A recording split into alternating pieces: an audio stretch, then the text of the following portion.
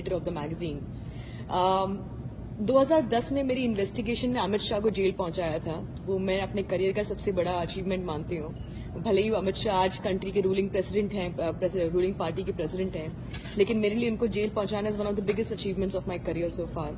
तो उसके बाद उनके जेल जाने के बाद मुझे लगा कि ऐसी बहुत सारी चीजें हैं अबाउट गुजरात जिनको लोगों के लिए जानना बहुत जरूरी है, बिकॉज ये एक मिथ मेकिंग बन गई थी कि मोदी को क्लीन चिट मिल गई है। और मेरा ये हमेशा से कहना है कि मोदी को क्लीन चिट वाली जो मिथ मेकिंग है उसको खत्म होना चाहिए, बिकॉज वो कभी एक्यूज नहीं थे केस में। तो इसीलिए मैंने ये डिसाइड किया कि मुझे अंडर कवर जाना चाहिए। तहलका की मुझे पूरा सपोर्ट था। तो मैंने 26 साल की थी मेरी उम्र उस वक्त, और तो उस वक्त मेरी एक दोस्त रहती थी लॉस एंजलिस में, वहाँ की फिल्म इंस्टीट्यूट कंजर्वेटरी में काम करती थी वो। तो मैंने वहाँ का आई कार्ड मैंने मंगवाया, किसी तरह बनवा लिया, फेक पासपोर्ट बनवा लिया, फेक ड्राइविंग लाइसेंस, सारे डॉक्यूमेंट्स बनवा लिए, और मैंने 8 महीने एक ऐसी और लड़की की जिंदगी जी है। सिर्फ मैथिली त्यागी बनी नहीं थी मैं, बल्कि उसकी जिंदगी जिया है मैंने।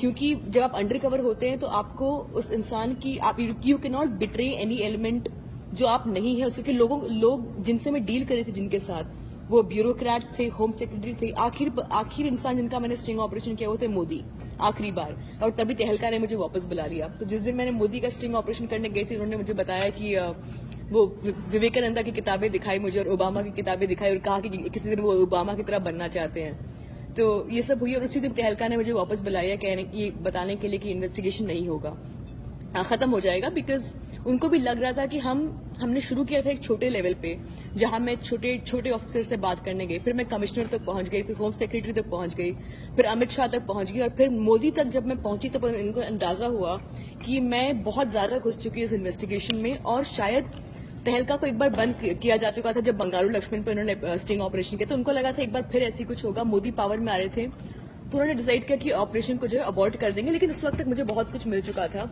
मैंने गुजरात के होम सेक्रेटरी का स्टिंग किया था, commissioner of police, intelligence chief, deputy general of police, जो टॉप ऑफिसर्स हैं गुजरात के, उन सबका स्टिंग ऑपरेशन किया। मेरी बॉडी पे at any given point of time 6 camera होते थे, जिनको मैंने डिवाइस करवाया था। मेरे कुर्ते में, मेरी डायरी में, मेरे पेन में, मेरी वॉच में, हर जगह एक वॉच होता है, एक कैमरा होता था, जिसको मैंने 8 महीने तक मैंने एकदम सिस्टम में एंट्रेंच हो गई थी मैं, मतलब मैं उन्हीं के सिस्टम का हिस्सा बन गई थी। मुसलमानों की बुराई करना, माइनॉरिटीज की बुराई करना, आरएसएस की तारीफ करना, आरएसएस की आइडियोलॉजी की तारीफ करना, उस आइडियोलॉजी को अपनी लाइफ में रिफ्लेक्ट करना। और बहुत सक्सेसफुली मैंने ये इन्वेस्टिगेशन किया, क्योंकि उसमें पहली बार ऑफिसर्स जो हैं तारीफ कर रहे हैं कि जो उन्होंने किया 2002 में, अपनी बहादुरी की तारीफ करें, कैसे उन्होंने मुसलमानों को मरने दिया, कैसे जब एहसान जाफरी को मारा जा रहा तो उनको अच्छा लगा, और उन्होंने कि एहसान जाफरी को जब उन्हें उसी से कोई दिक्कत नहीं थी। कमिश्नर ऑफ पुलिस मुझसे कहते हैं कि मुसलमानों ने 2 बार मारा, हमने 1 बार मारा, बहुत हमारी जो छाती है वो चौड़ी हो गई। हरेन पंड्या मर्डर में जो इन्वेस्टिगेटिंग ऑफिसर है, हरेन पंड्या बहुत बड़े राइवल थे मोदी के, उनका अचानक मॉर्निंग वॉक पे गया और उनको मार डाला गया। इल्जाम ये लगा था कि मुसलमान बच्चों ने मारा है उनको, लेकिन बाद में जो इन्वेस्टिगेटिंग ऑफिसर ने बताया कि उनका मर्डर जो है मोदी और अडवाणी ने की कंप्लिसिटी की वजह से हुआ था, वो इन सब का इन्वॉल्वमेंट था। आइडली इन सब खुलासों के बाद इंडियन मीडिया को बहुत बड़ा कैंपेन करना चाहिए था। एसआईटी जो इन्वेस्टिगेट कर रही है उसे टेप्स मांगने चाहिए थे मुझसे, लेकिन ऐसा कुछ हुआ नहीं। मेरे बुक लॉन्च पे हिंदुस्तान के सारे एडिटर और जर्नलिस्ट मौजूद थे, कांग्रेस पार्टी, कम्युनिस्ट पार्टी, जितने पॉलिटिकल पार्टीज हैं उन सब के लीडर्स मौजूद थे मेरे बुक लॉन्च पे। लेकिन अगले दिन एकदम सन्नाटा था, किसी ने कुछ नहीं कहा, क्योंकि मोदी पावर में आ चुके थे। और लेकिन मुझे ये डर था कि मेरी किताब आने के बाद शायद मोदी गवर्नमेंट एक इंजंक्शन लाएगी किताब को डिस्ट्रीब्यूट नहीं होने देगी।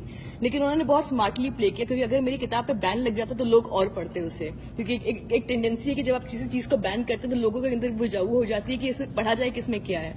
तो उन्होंने they killed it by silence. लेकिन एक अचीवमेंट मेरे लिए ये रही है कि लोग कहते हैं कि how do we believe you. I tell them कि अब तक जिन लोगों का मैंने स्टिंग ऑपरेशन किया है, दे आर द टॉप, सबसे टॉप लेवल के लोग हैं। अब तक कोई मुझे कोर्ट लेके नहीं गया कि ये लड़की झूठ बोल रही है, जिसने किताब में जो लिखा है झूठ बोला है। It is not fact. Indian express ने, इंडिया में इंडियन एक्सप्रेस अखबार ने कुछ लोगों को अप्रोच किया जिनका मैंने स्टिंग ऑपरेशन किया, उन्होंने कहा हाँ हम मैथिली त्यागी के नाम की लड़की से मिले हैं, किसी ने कुछ डिनाई नहीं किया अब तक, विच मीन्स कि nobody can doubt the authenticity.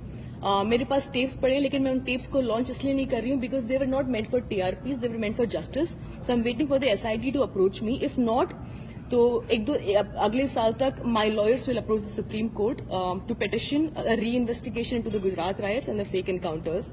अखबार हैं जो हिंदुस्तान के अखबार, बिजनेस स्टैंडर्ड वगैरह, उन्होंने कहा है कि this is India's Watergate moment. जब वाटरगेट स्कैंडल हुआ तो निक्सन ने रिजाइन किया था, तो बिजनेस स्टैंडर्ड ने लिखा है कि this is that moment for India when Modi should resign. इस साल नवंबर में जोहानिसबर्ग में एक अवार्ड सेरेमनी हो रही है ग्लोबल इन्वेस्टिगेटिव जर्नलिज्म नेटवर्क, जिन्होंने पनामा पेपर्स रिलीज किया था पूरे वर्ल्ड में। It is the biggest investigative journalism body in the world and they are awarding Gujarat Files as the top book of the year. For me that is a big achievement कि it's the final, it's basically accepting and acknowledging that it is one of the biggest journalism investigative journalism books. Hindustan के सारे editors ने मुझे phone किया बताने के लिए कि इस खबर के बाद मोदी को आइडियली स्टेप डाउन कर देना चाहिए, लेकिन उनके हाथ बंधे हुए हैं, वो कुछ नहीं कर सकते हैं। हिंदुस्तान के सबसे बड़े एडिटर्स जो मेरे दोस्त हैं, सब मुझे फोन करके शाबाशी दे रहे हैं, लेकिन उनमें से किसी की हिम्मत नहीं है कि ओपनली कुछ बोले। हालांकि एक सपोर्ट मेरे लिए जो रहा है, सबसे बड़ा सपोर्ट रहा है, वो रीजनल मीडिया का। एंड दो